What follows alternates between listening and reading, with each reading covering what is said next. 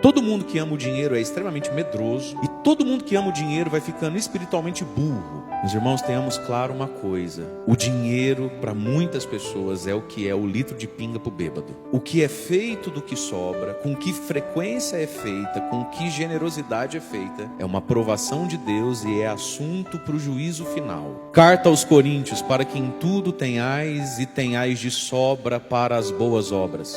Mas no quesito dinheiro e Lázaro, pessoas perdem a salvação e vão para o inferno gemer e olhar para o céu, sem nunca ter tomado um porre, sem nunca ter deitado na cama errada. Então a gente fantasia o julgamento final, e a gente acha que no julgamento final, o que nós temos que conversar com Deus? Aquilo que eu nunca errei. Deixa eu ver, nunca matei, nunca roubei, e mais que eu nunca fiz? É isso aí que vai cair na prova, né? Ô filho, vai cair tudo. Quem dá ao pobre empresta a Deus.